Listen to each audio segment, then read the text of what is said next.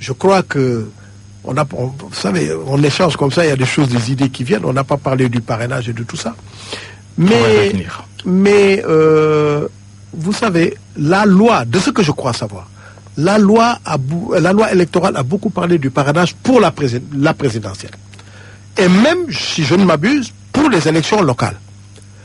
Mais si je raisonne bien, il y aura des élections législatives après la prochaine présidentielle. Quel que soit le vainqueur, si ce n'est pas le président Macky Sall, il dissoudra l'Assemblée nationale. Ouais. À ce moment-là, on ira à des législatives. La loi ne prévoit rien encore, n'est-ce pas? Alors, peut-être que ça viendra, peut-être au mois de juin ou je ne sais quand. Si c'est le président Macky Sall qui gagne, je pense qu'il y aura dissolution de l'Assemblée nationale aussi. Parce que ça ne sera pas son intérêt de continuer avec une Assemblée élue en 2017 pour 5 ans, donc qui va arrêter en 2022. Alors que lui, s'il est élu en 2019, c'est pour aller jusqu'en 2024. Il y a un risque de cohabitation entre 2022 et 2024. Mais ça, c'est un autre débat. Oui. Mais donc, je pense qu'il y aura des prochaines législatives en 2019 qui seront couplées avec les locales. Et ça serait pas scandaleux. Khalifa Sall, avec qui vous étiez en coalition aux législatives 2017, il se déclare, lui, candidat à la prochaine élection présidentielle, malgré sa condamnation à 5 ans de prison dans l'affaire de la caisse d'avance, comme on l'a dit tout à l'heure. Vous y croyez à cette candidature de Khalifa Sall? Soyons justes avec lui. Le député maire Khalifa Sall n'a jamais dit qu'il était candidat à la présidentielle. Ah, il a dit en audience, pendant son procès, en appel. N'avait jamais dit. Ce sont ses partisans.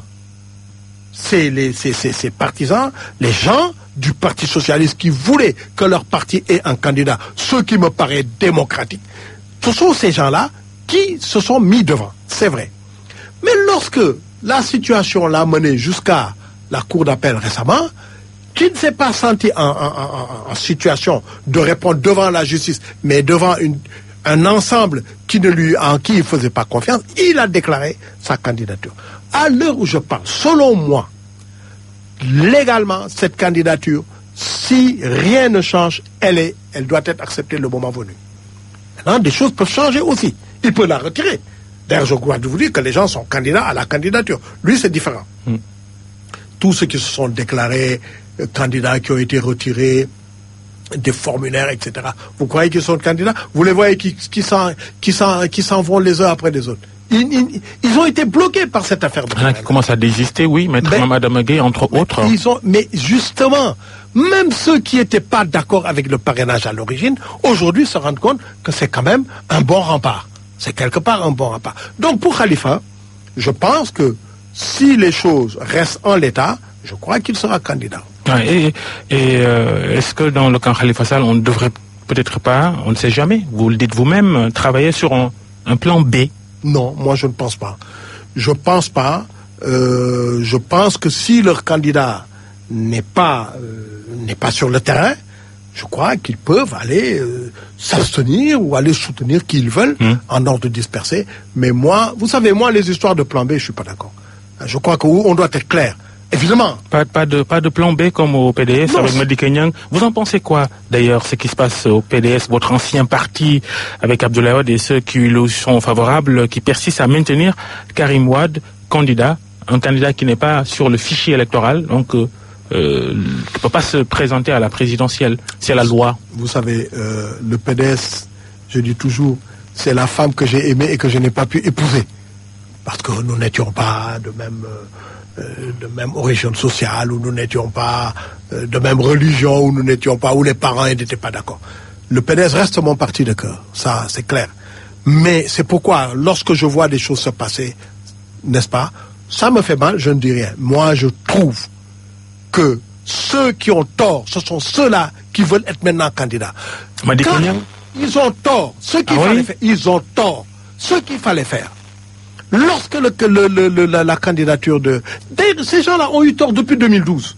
Lorsque Wade a voulu coûte que coûte aller au 3e mandat, ils auraient dû lui dire non, président, vous n'irez pas. C'est pas acceptable, c'est pas normal. Entendons-nous que ce soit l'un d'entre nous. Ils n'ont pas eu ce courage-là.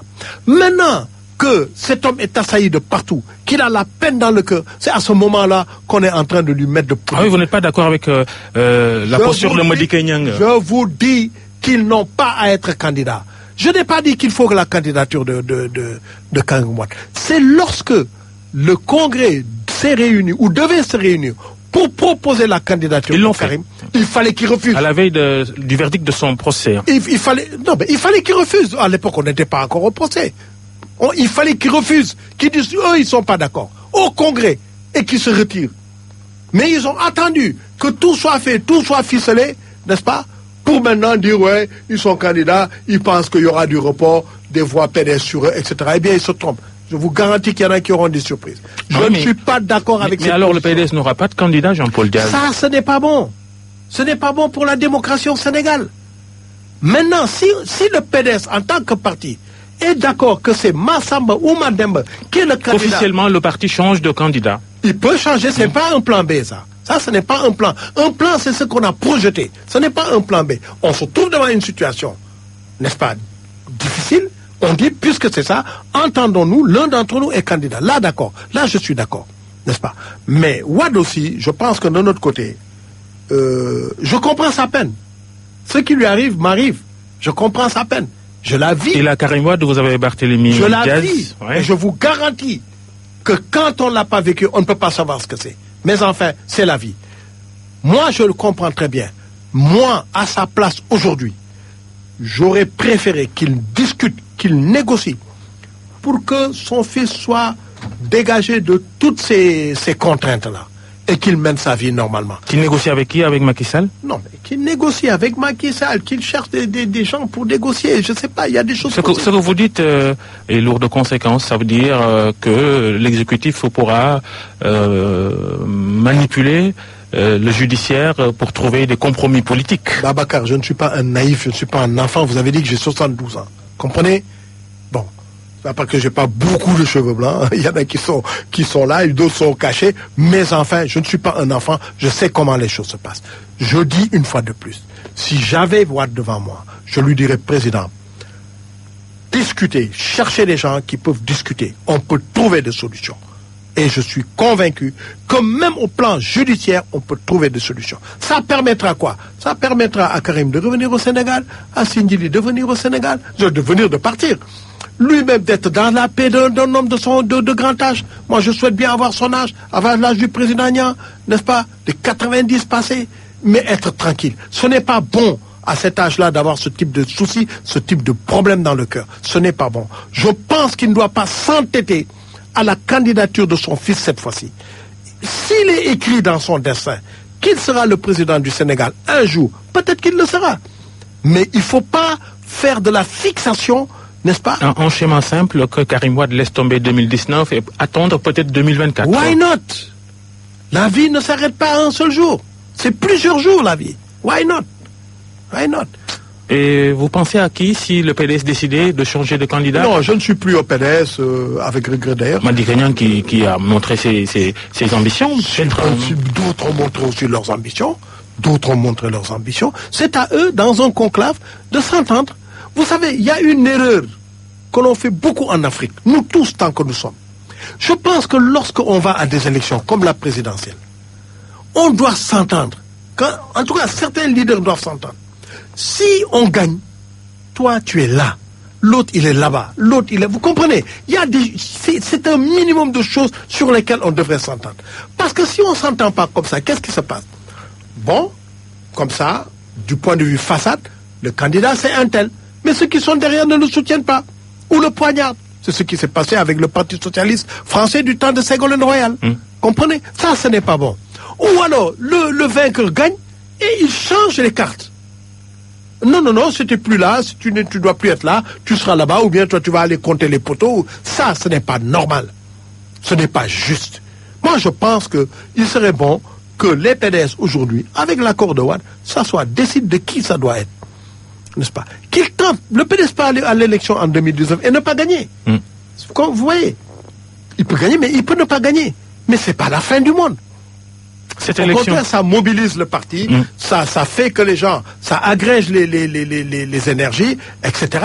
Bon, Et puis la prochaine fois, dans 5 ans, à ce moment-là, d'ici là, les choses se sont éclaircies. Mais pour Wade, personnellement, je pense qu'il doit sortir de cette affaire et se débrouiller avec les autres chefs d'État africains, avec des relations. Il doit se débrouiller pour que les poursuites en direction de son fils cessent ou soient abandonnées.